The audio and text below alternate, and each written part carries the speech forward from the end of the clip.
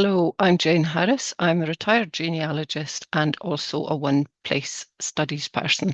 And I'm going to be talking about some crofters who were on the march. It starts with this article that appeared in the John O'Groat Journal on Wednesday, the 16th of March, 1887, an article that had arrived by special telegram at the newspaper. And here is the crucial sentence. Kirkwall, that's in Orkney, on Tuesday, over 60 crofters from Walls, Orkney, came to Scapa this afternoon and marched to Kirkwall to get application forms from the Sheriff Clerk to apply to the Crofters Commission for a fair rent. The appearance of so many new men passing through our streets of Kirkwall, caused quite a sensation. It is expected that over 600 crofters will apply in Orkney, apply to the Crofters Commission, that is. So what was the Crofters Commission? It was a type of land court with power to fix fair rents, cancel arrears if they saw fit, and also to hear applications for the enlargement of holdings. It had been set up under the Crofters Holdings Scotland Act of 1886, and this also gave crofters certain rights, particularly that they could no longer be evicted on the whim of the landlord, and they were entitled to compensation for any improvements they carried out on their crofts. I'm oversimplifying this very much because we haven't got time to go into it in detail, but the 1886 Act was driven or influenced by several factors, including land riots, particularly in Skye, but also in Ireland. There was land hunger in the background, and also the longer-term consequences of the clearances, where tenants were driven off their land in the Highlands and Islands for the establishment of large sheep farms, events that were still within living and very bitter memory in the 1880s. I'm going to be talking about Orkney, where things were slightly different. There had been no large-scale clearances, but other issues were certainly shared across the Highlands and Islands. One other definition or so, what was a crofter? Someone who paid rent of under £30 a year and was to a large extent reliant on other work in order to have a living. And the crofting counties, as defined in the Act, were Shetland, Orkney, Caithness, Sutherland, Ross and Cromarty, Inverness-shire and Argyll. But we're talking about Orkney. Here's Scotland. The Act applied to Scotland, obviously. So you can see Edinburgh, then further to the north, Wick, the county town of Caithness, and the publication place of the John O'Groat Journal. And finally, off the north coast, the first group of islands is Orkney. And specifically, we're looking at the parish of Walls. It's ringed here in the south end of the island of Hoy, one of Orkney's South Isles. The crofters from here went to Scapa and then marched into Kirkwall, the main town in Orkney, to get their Crofters Commission application forms. My interest, my one-place study, is here, North Walls and Brims, this area of the parish of Walls and Flotta. But let's take stock of this. 60 crofters, according to the newspaper article, went to Kirkwall. Now, even allowing for journalistic exaggeration, it's no wonder that that created a stir. And I'm intrigued that they went together. And then there's the effort involved. They would probably have had a walk or a boat to a starting point in Walls, and then the boat across to Scapa. That's probably 2 to 3 hours, followed by over a mile's walk into Kirkwall. The time it took to get the form, and then do that in reverse for the return journey. You're looking at a day out of work on the croft or at the fishing. Taken together, this is quite a statement about the importance of the new right to a fair rent. So how did they apply? Well, it was a two-stage process. As we've seen, they went for application forms. Now, as far as I can make out, the applicant kept their form, but their details were added to a new record in Kirkwall, and that record was then transferred to the Crofters Commission in Edinburgh, and those records are now in Class LC at the National Records of Scotland. The form I've put up on the screen here is quite an interesting one. It contains the applications from 15 crofters in total. I'll just run through it very quickly. County of Orkney, Crofting Parish of Walls and Flotta, Estate of Melseter, and the two parties were the landlord, J.G.M. Headle, and the crofters, James Corrigal, and others from the north side. That's North Walls, in other words. This form was received by the Commission, Crofters Commission, in Edinburgh on the 20th of April, 1887. So a little over a month from the day when they'd gone into Kirkwall, the completed applications were down in Edinburgh. I think that's some indication about their eagerness to benefit from the new rights, but also no doubt indicative of a need. But it didn't all hang on the application form, for the Crofters Commission also visited each of the crofting counties to hear evidence from the tenants, the landlords, and agents, lawyers for both sides. And assessors and valuers also visited the croft in this process of assessing a fair rent. Due to the sheer volume of applications, there were over 440 applications from Orkney alone. It was August 1888 before the Crofters Commission visited Orkney, and proceedings were extensively recorded by the local newspapers and later compiled into a book, The Orkney Crofters, which was published in 1889. It's a mine of information, and I'm going to be using this in the talk. So what I'm going to do now is look at a few of the themes that emerge and give background to the quickness of the crofters to take advantage of their new rights. First of all was the question of fair rents. This meant rents based on what the landlord provided and not the tenant's own improvements. And one bone of contention was the increase in rents. Here's an extract from the oral evidence given by Donald Shearer. He's just one of many citing similar complaints. Not only had his rent gone up from £1.10 to £5.10, but he was actually in arrears, despite the improvements he'd carried out. And he was successful. His rent was reduced and over half his arrears were cancelled. Looking at my area of North Walls and Brims in 1888, only one applicant got no reduction.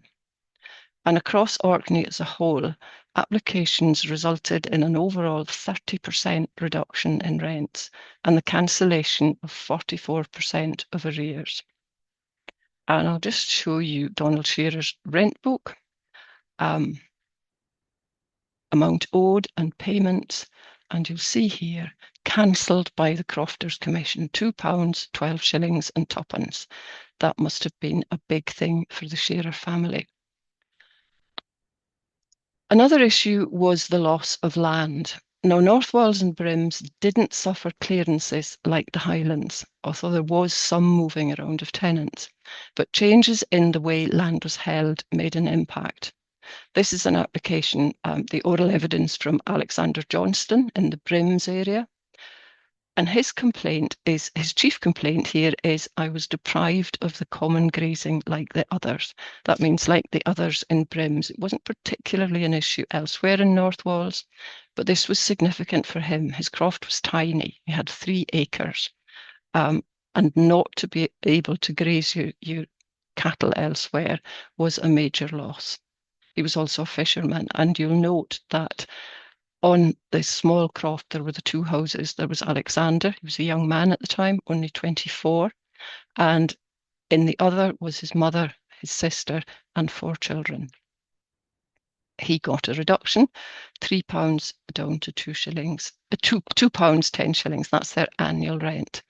Alexander lived the rest of his life in Brims, and here's a photograph of the Long Hope lifeboat crew around about the 1920s, and Alexander is there. The general backdrop was hard times overall. The 1880s were not a good decade for agriculture in Orkney, possibly elsewhere, and there were other factors at play too. These two crofters, near neighbours, James Bakey and Walter Ross, both in Crockness, cite fishing, or the lack of it, as a reason why they couldn't pay their rent. This would have been herring fishing specifically. So the men would have gone away for the herring season, leaving wives and families to run the croft. In Walter's case, he was in his late 50s by that time and possibly no longer physically able to go to the fishing. For both of them, their rents were reduced and some arrears were cancelled. This is James Bakey. You can't see him. He's in the red circle up at the back. But in the foreground are 3 of his 4 sons at their Croft boathouse. All 4 sons emigrated, which I think it is in itself a commentary on circumstances, although one did come back later.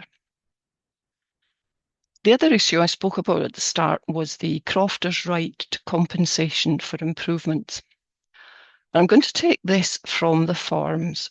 We've seen some evidence of the improvements in the oral evidence, the ditching, draining, and so on. But I'm going to use the form to get a bit more context.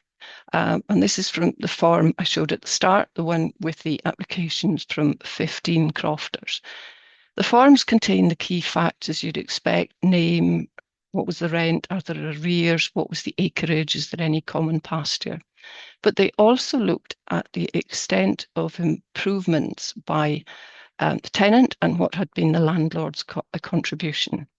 Looking at this form in particular, there was a lot of effort by the tenant and very little input from the landlord.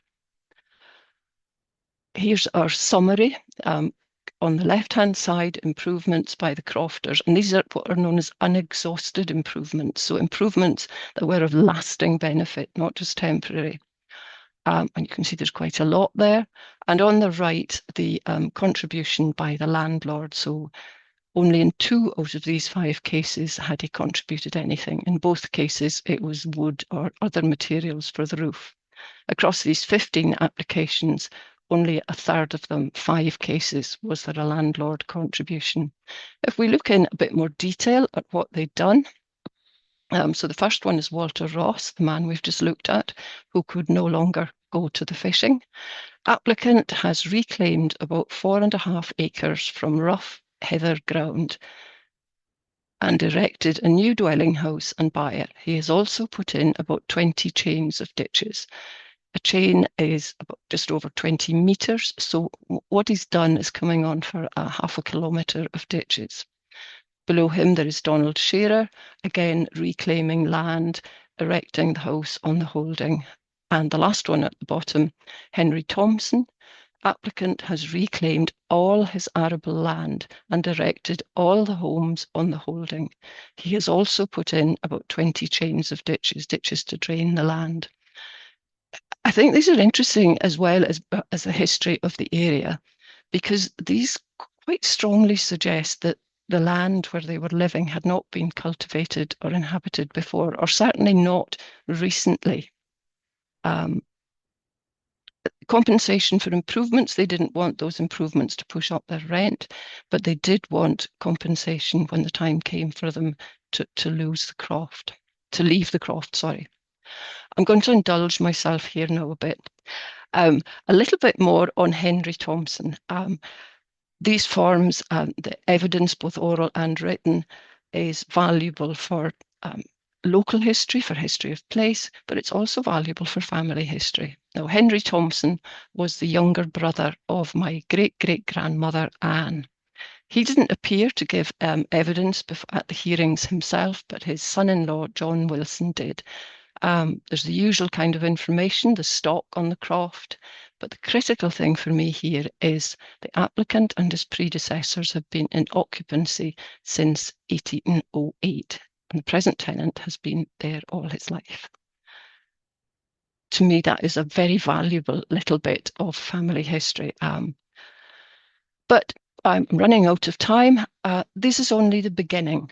This is 1888. Tenants could reapply in 7 years for a reassessment of their rent. Several did, including my great-grandfather, James Nicholson.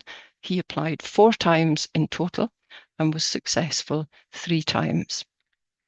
Landlords could also apply. This started to happen more with changes, people moving away, crofts being amalgamated, but it was not always the landlord to the landlord's benefit to do this. The landlord applied for a new rent for the croft of Orr, where this man, James Groundwater, lived. The rent went up initially, but James Groundwater, who was quite well known for being very tight with money, appealed, and his rent was reduced to lower than it had been in the first place. Later on, this is something I've not looked at in particular yet, but the claims for compensation as tenants retired, moved croft, or left the island. My impression from the few that I've looked at is they made full use of that to put in quite big claims, but in the 3 cases that I have looked at, they were not back to varying degrees. Crofters on the march, claiming their new and long sought rights. Thanks very much for listening.